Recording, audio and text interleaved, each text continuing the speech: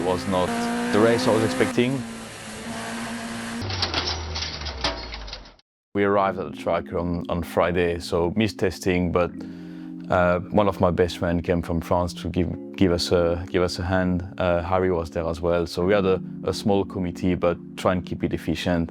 And we had a bit of work to do on the car, so we had to replace the radiator brackets because they just snapped at Bronzage. I think after 3 years they just gave up, and we just did a bit of work on the car late at night just to make it as reliable as possible, and make sure we haven't got any issue on the race. Qualifying went well, just like get warmed up, get to know the track, try and get that first corner as fast as possible, down the hill. Qualified P5 in class, so just building up the speed, trying to get faster lap every time. So I thought, if I get a good start, I can stay in the pack.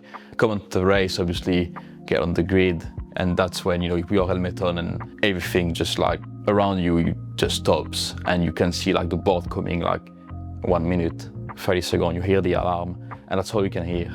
You can hear all the people putting first gear on, and that's when red lights goes on. You get on the gas, get on the power, just give a good launch, and off we go.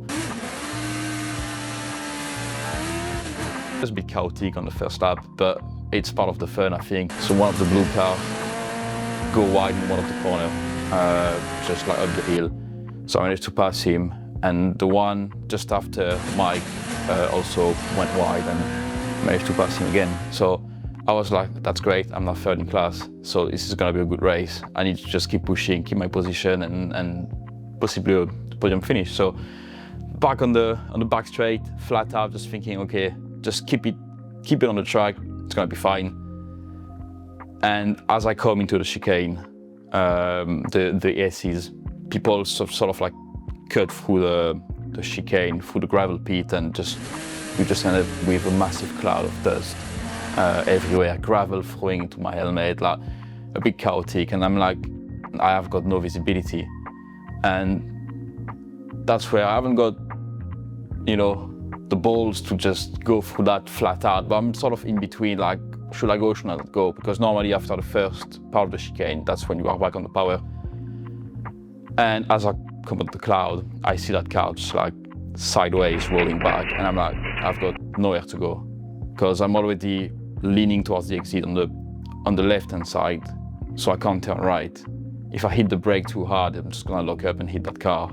So I just try and throw everything on the left, but the car just understeered, and I just ended up straight into the back of that car, and this was the end of the race. With the adrenaline, you don't really feel anything at this point in time. I just try and put the car back in gears. I can see on the video I'm just like playing with the gear, but I can't really remember doing that because it doesn't really make any sense. Like, why am I doing that? Marshall come in, I get out of the car, and I can start feeling. That's when the pressure goes down, and I felt a bit of pain, like muscle pain, nothing major, but obviously really, really frustrated with what just happened. And I know, like, I can see the wheel of the car, and it's like, it is painful. Unfortunately, it was not the race I was expecting, but it's part of racing. It's the first major incident I had in 3 years. I think it's like your instinct just take over. I generally think, I'm like, damn. And I just try and exit with what happened, and I hit it, and I'm like, right, can I go again? Like, is the car fit enough to go? And then I just see the wheel just like that, and I'm like, yeah, no, it's gone.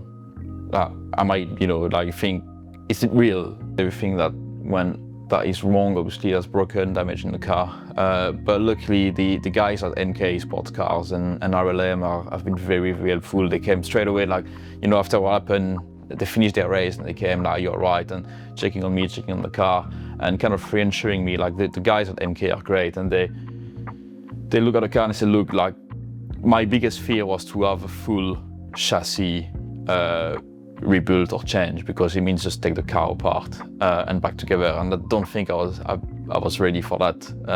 Another cold winter in my garage, just putting things out and back together again.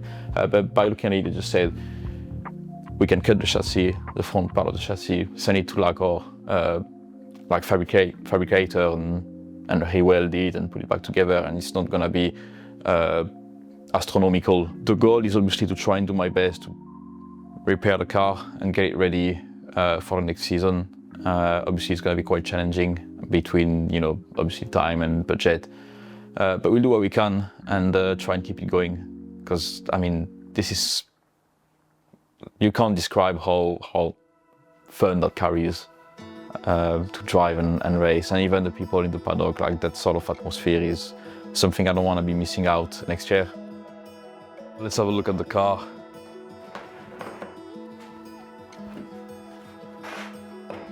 So obviously, nose cone is the first thing that I guess took the hit.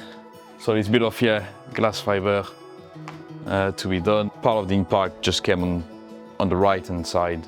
So you can see here, unfortunately, this part of the chassis obviously is meant to be straight. And we've got like a really nice 60-degree angle here.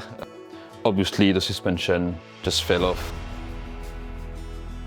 But it doesn't seem too bad, luckily. And then the thing is, you've got the radiator. The old radiator is obviously, you've got two big holes there. I really wonder if it's like the Sport 1000 suspension just hit it that way.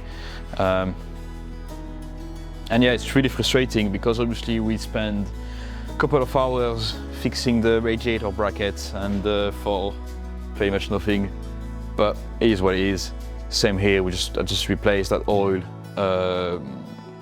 tank just for the excess of oil, like just before bronzage, and that will need to be replaced. But yeah, the most important thing is the engine seems alright. I don't think there is any leak coming from for the sump, so hopefully we'll be able to like put it back in running easily. That's what I'm hoping for. And yeah, just a couple of bits. Suspensions, the shock absorber seems alright, but yeah, we're just gonna need to get that tested for before putting the car back on the road.